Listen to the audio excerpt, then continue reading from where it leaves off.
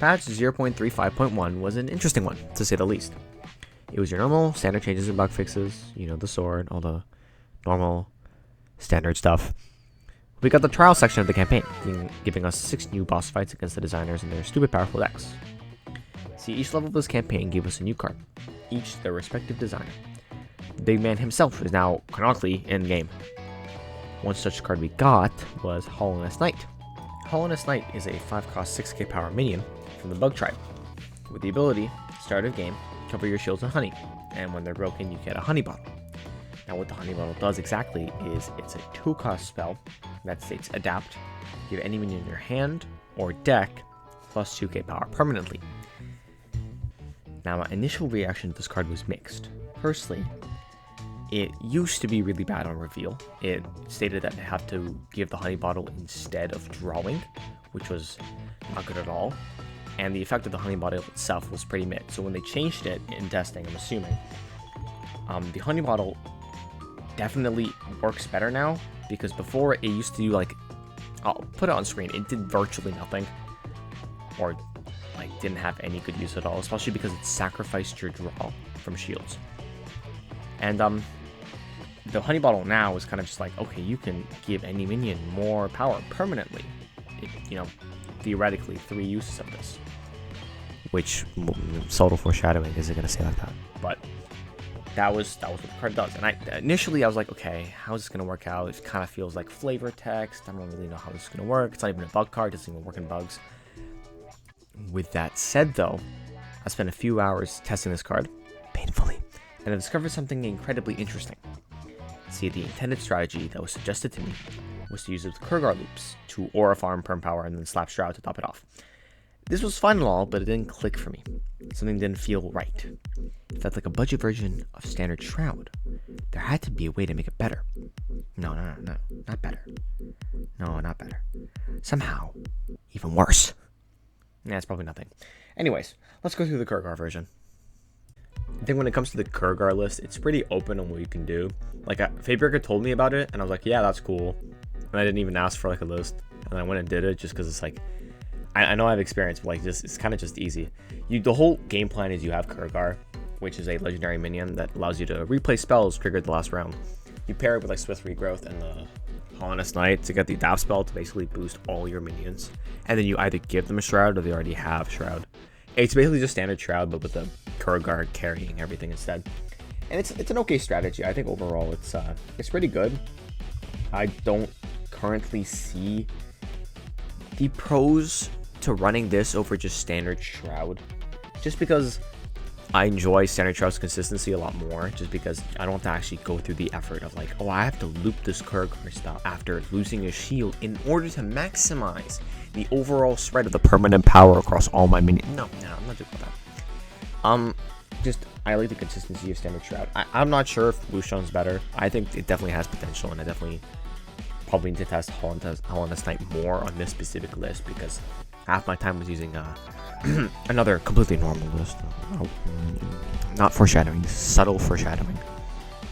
And yeah, that's pretty much it. I don't think there's much to talk about the list. You could run some niche cool stuff in here. Like you could run Ninja Pumpkin, because that's a card that still exists. I know a lot of people forgot about it after the Golden Era, but like that card still exists. You can perma buff it, and then like it's thick. It's Ninja Pumpkin. It gets bigger. Yeah. And yeah, I think that's pretty much all there is. Surely there's no other weird niche synergy that wasn't foreshadowed about 13 times in the last nano. Oh, please no. If for even a second you forgot this incredible split card, I won't be surprised it sucks so bad. Suncappers is undoubtedly the single worst nature card to be released in the past 13.8 billion years since the first light appeared to conceive the initial quarks that will slowly build our universe from the ground up. So, Suncappers consists of these 2 cards: Scarab Drum, a bug machine, 2 cost, 1k power, and Panzer Beetle.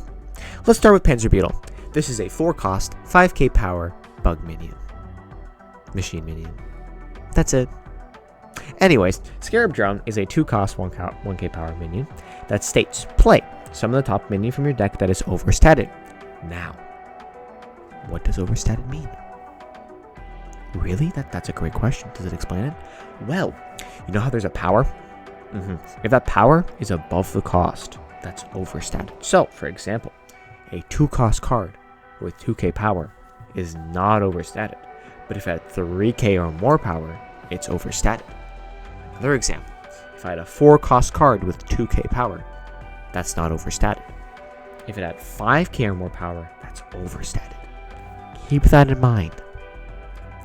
Now, if you haven't played Kaijuro all that much, you might be confused as to why this card is comparable to the piece of trash you found on the sidewalk the other day. And it's for one simple reason. Panzer Beetle. See, Scarab Drone previous release was okay. It had a niche in being able to summon specific minions from your deck with certain conditions. And while obviously there aren't many targets, it was cheap and like okay at best. Panzer is a vanilla. That's it. It's pretty obvious why this card sucks. Having no ability is not good at all for like no payoff. What makes it worse is it's actively screwing over Scarab Drone's pool by being an overstated minion itself. It's not even just bad, it's actively detrimental. And it was never worth it to sacrifice post-loss 3-card hands by keeping the Panzer Beetle in your hand for a scam and summon of something that wouldn't even be all that impactful. Until now. With this new funny little goober, we can have any card be overstated if we do it right. And so the payoff to running the worst card in the little game was slightly better. Combine this with Voxa being an overstated target, and you can run literally any important card along with it that you want to focus on and go wild. This is the list I'm currently running, just because it's funny. This current list that I'm using is running Golden Fang. There's some rocket launcher for Shroud, as well as the ability to prevent death. Voxa is just a great speed tool overall, with Anka Bannerman giving us more Shroud potential. Especially since we're running Mana Storm and Full Moon, we get a ton of draw, so we get Voxa a lot. And if we get Bannerman along with it, that's just an instant Shroud. Combined with Scarab Drone and Panzer Beetle, as mentioned previously. Hollow Knight's Knife for the shield break. And Swift Regrowth to re-trigger some of the permanent effects. And you basically get Golden Fang loop, and then give it Shroud. You can use other cards, you don't have to use Golden Fang. I just chose to use Golden Fang because it was funny, and no one ever runs this card because it sucks. And you can do a ton of stuff with this. You don't have to run Rocket Launcher. Bannerman is enough. Panzer Beetle unfortunately has to stay in your hand most of the time if you really want consistent summoning. I think overall, this patch was okay. I don't exactly like Hollow Knight's Knight. I don't like shield breaks being the way you have to acquire the bottle. And other cards from this set are like gambling. Campaign itself is pretty cool, even though I don't particularly think all the cards given to all the bots are balanced at least. I also don't know why these cards still haven't been changed, but whatever, I don't really care. I mean, even though there's these negatives, it's still a cool thing. I like the concept of developers being bosses, even though some people will disagree, which is fine, because it's completely fine. I just think, playing with new cards is always fun. As long as they have some interesting mechanic, interesting thing you can do with them, and not just gambling. And yeah, that's it from me. I'm going back to playing Forsaken. Wait, don't YouTubers usually end off with a subscriber plug?